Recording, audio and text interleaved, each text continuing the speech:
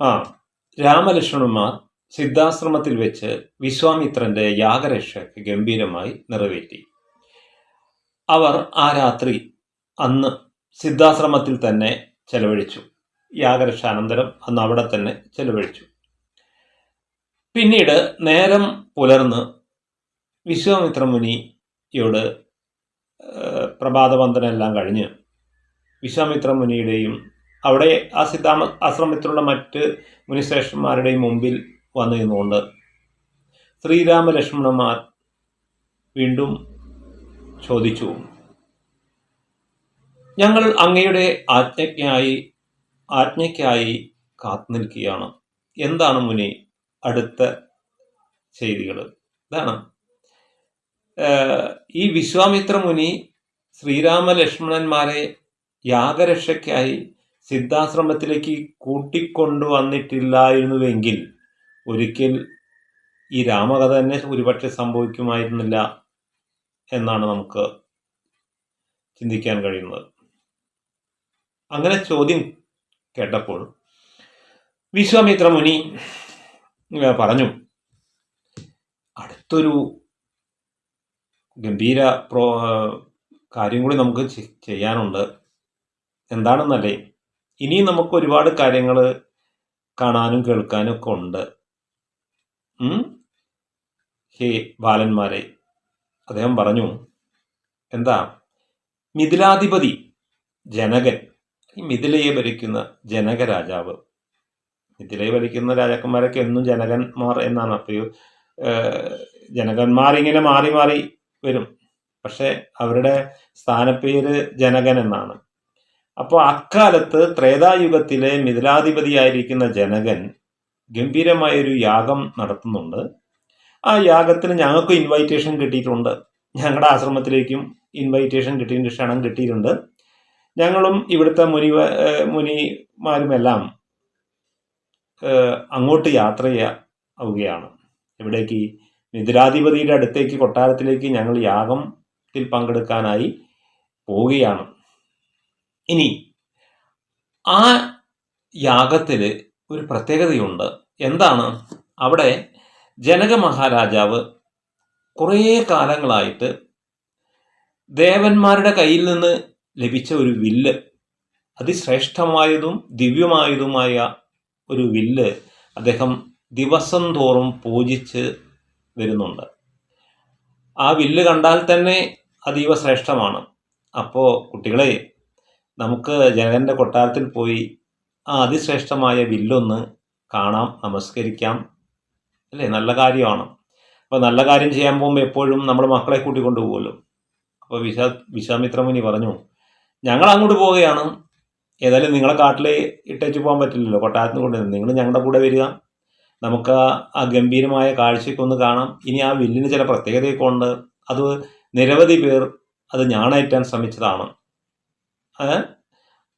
പക്ഷെ അവരൊക്കെ പരാജയപ്പെട്ടു. കുറേ ദേവന്മാരും അതുപോലെ അസുരന്മാരും ഒക്കെ വന്നിട്ട് ആ വില്ല് ഞാണേറ്റാൻ വേണ്ടി ശ്രമിച്ചതാണ്.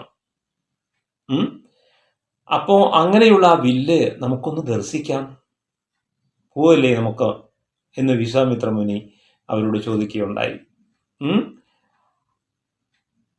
പിന്നെ മാത്രമല്ല, അവിടെ വരെ നിങ്ങളെ എത്തിച്ച്, എവിടെ വരെ? ജനകന്റെ കൊട്ടാരത്തിൽ വരെ നിങ്ങൾ ഈ ടൂർ പാക്കേജ് എത്തിച്ച് എനിക്ക് വേറെ പണിയുണ്ട്. അതെന്താ? ഞാൻ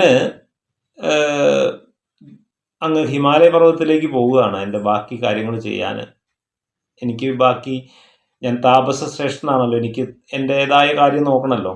അപ്പം ഞാൻ ഗംഗാതീരത്തേക്ക് പോവുകയാണ്, അവിടെ തപസ്സിനായി കൊണ്ട് പോവുകയാണ്. അപ്പം നിങ്ങളെ തൽക്കാലം ജനകൻ്റെ അടുത്ത് വരെ ഒന്ന് എത്തിക്കുക എന്നുള്ള ദൗത്യം കൂടി എനിക്കുള്ളൂ. അപ്പോൾ അവിടെ നിങ്ങളെ എത്തിച്ച് ബാക്കി കാര്യങ്ങളൊക്കെ നടന്നോളും. അപ്പോൾ അവിടെ ഈ വില്ലൊന്ന് കണ്ടിട്ട് ബാക്കി എന്താ വെച്ചാൽ നമുക്ക് പിന്നീട് തീരുമാനിക്കാം. തൽക്കാലം നിങ്ങൾ ഞങ്ങളുടെ കൂടെ ഈ യാത്രയ്ക്ക് വരാൻ തയ്യാറാവുക എന്ന് വിശ്വാമിത്ര മുനി രാമനോടും ലക്ഷ്മണനോടും പറഞ്ഞു. അങ്ങനെ അവർ തുടർന്ന് വനദേവതമാരോടും, അങ്ങനെയാണല്ലോ, സിദ്ധാശ്രമം കൊടും കാട്ടിലാണല്ലോ, ഈ കാടിനെ സംരക്ഷിച്ച് വരുന്ന ഒരുപാട് വനദേവതന്മാരുണ്ട്. ആ വനദേവതമാരോടൊക്കെ അനുവാദം വാങ്ങി. അവർ മാത്രമല്ല ആ സിദ്ധാശ്രമത്തെ ഒന്ന് വലം വെച്ചു, പ്രദക്ഷിണം വെച്ചു. അവർ യാത്ര പുറപ്പെട്ടു. എവിടേക്ക്? മിഥിലയിലേക്ക്. അങ്ങനെ പോകവേ സിദ്ധാശ്രമത്തിൽ ഒരുപാട് പക്ഷിമൃഗാദികളൊക്കെ ഉണ്ട്.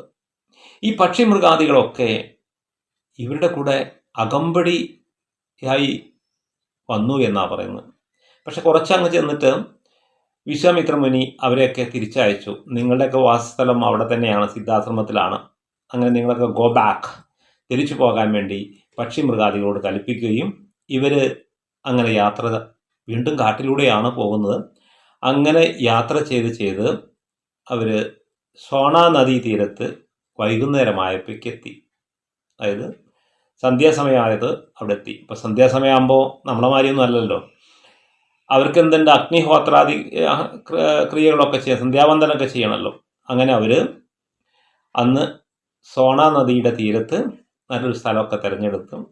അവിടെ അഗ്നിഹോത്രാദികളൊക്കെ അല്ലെങ്കിൽ സന്ധ്യാവന്ദനമൊക്കെ വേണ്ട രീതിയിലൊക്കെ ആചരിച്ച് ഈ മുനിശ്രേഷ്ഠന്മാർ വീണ്ടും വിശ്വാമിത്ര മുനിയുടെ മുമ്പിൽ വന്നിരുന്ന്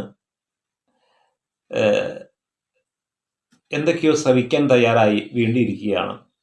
അപ്പോൾ ശ്രീരാമൻ വീണ്ടും ചോദിച്ചു. ഈ ശ്രീരാമൻ്റെ പ്രത്യേകത എൻക്വയറിങ് സ്പിരിറ്റുള്ള ഒരാളാണ്, എൻക്വയറിങ് ക്വസ്റ്റ് ഉള്ളൊരു ആളാണ്. അദ്ദേഹം അവിടെ എത്തിയപ്പോൾ അവിടെ ചുറ്റും ഇങ്ങനെ നോക്കിയപ്പോഴും അവിടെ തിക്കായിട്ട് വളർന്നു നിൽക്കുന്ന വനപ്രദേശമാണ്.